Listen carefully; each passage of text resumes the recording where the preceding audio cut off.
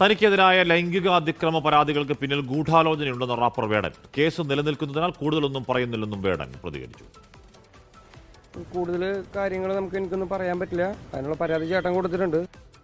ഈ തെക്കും തിരക്കും കേസൊക്കെ ഒന്ന് കഴിയട്ടെ, ബാക്കിയുള്ള കാര്യങ്ങളൊക്കെ പിന്നെ സംസാരിക്കാം. നമുക്ക് എനിക്കൊരു സംശയമില്ലായിരിക്കില്ല ഗൂഢാലോചനയുടെ കാര്യത്തിൽ.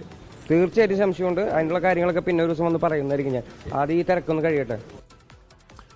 വിഷ്ണു സുരേഷാണ് വാർത്ത ചേർന്ന്. വിഷ്ണു, ആദ്യ പരാതി, അതിന് പിന്നാലെ അടുത്ത പരാതി, അതിൽ അറസ്റ്റ്, ജാമ്യം.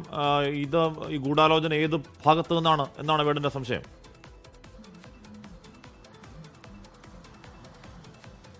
ഹാഷ്മി, ഇന്നലെ വേടന്റെ സഹോദരൻ മുഖ്യമന്ത്രിക്ക് ഒരു പരാതി നൽകിയിരുന്നു. വേടനെതിരെയുള്ള തുടർച്ചയായ പരാതികളിൽ ഗൂഢാലോചന നടക്കുന്നുണ്ട്, അങ്ങനെയാണ് ആ പരാതികൾ വരുന്നത് എന്നായിരുന്നു അതിൽ ആവശ്യപ്പെട്ടിരുന്നത്. അതിൽ അന്വേഷണം വേണമെന്നും വേടന്റെ കുടുംബം ആവശ്യപ്പെട്ടു. വേടൻ ഇന്ന് എറണാകുളം സെൻട്രൽ പോലീസ് സ്റ്റേഷനിൽ ഹാജരായിട്ടുണ്ട്.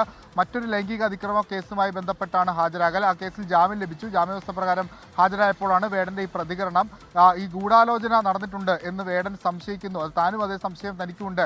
അതിൽ പക്ഷേ ഒരു വ്യക്തമായ പ്രതികരണത്തിലേക്ക് ഇപ്പോൾ നടത്താനാവില്ല. കാരണം കേസ് ഹൈക്കോടതിയുടെ പരിഗണനയിലടക്കം ഇരിക്കുന്ന വിഷയമാണ്. അതുകൊണ്ട് താൻ എന്തായാലും പ്രതികരിക്കും. നിലവിൽ ഈ കോലാഹലങ്ങളൊക്കെ ഒന്ന് കഴിഞ്ഞ ശേഷം വിശദമായി പ്രതികരിക്കാമെന്നാണ് വേടൻ പറയുന്നത്. ആരുടെയും പേരെടുത്തുള്ള വിമർശനമോ പരാതികളോ ഒന്നുമില്ല. പക്ഷേ ചില വിവരങ്ങളൊക്കെ തന്റെ പക്കലുണ്ട്. അത് വേടൻ നേരത്തെ തന്നെ കോടതിയിൽ പറഞ്ഞിട്ടുള്ളതാണ്. അത് പരാതിയായി മുഖ്യമന്ത്രിക്ക് എത്തിയിരിക്കുന്നു. അതൊരു അന്വേഷണം വേണമെന്നുള്ളതാണ് വേടന്റെയും കുടുംബത്തിന്റെയും ആവശ്യം. ആ അന്വേഷണം ഉണ്ടാകുമെന്ന് നമ്മൾ പ്രതീക്ഷിക്കുകയും ചെയ്യുന്നു. ഇന്ന് സെൻട്രൽ പോലീസ് രജിസ്റ്റർ ചെയ്ത കേസിൽ ഒരു പ്രധാനപ്പെട്ട വെല്ലുവിളിയുള്ളത് പരാതിക്കാരെ ഇതുവരെ ബന്ധപ്പെടാനായിട്ടില്ല, അവരുടെ മൊഴി രേഖപ്പെടുത്താനായിട്ടില്ല. അവർ ഇമെയിൽ വഴി നൽകിയ പരാതിയുടെ ഡീറ്റെയിൽസ് മാത്രമാണ് പോലീസിന്റെ പക്കലുള്ളത്. അതുകൊണ്ട് തന്നെ അറസ്റ്റ് അടക്കമുള്ള നടപടിയിലേക്ക് പോകാനുള്ള സാധ്യത കുറവാണ്. ഹാഷ്മി, ഓക്കെ.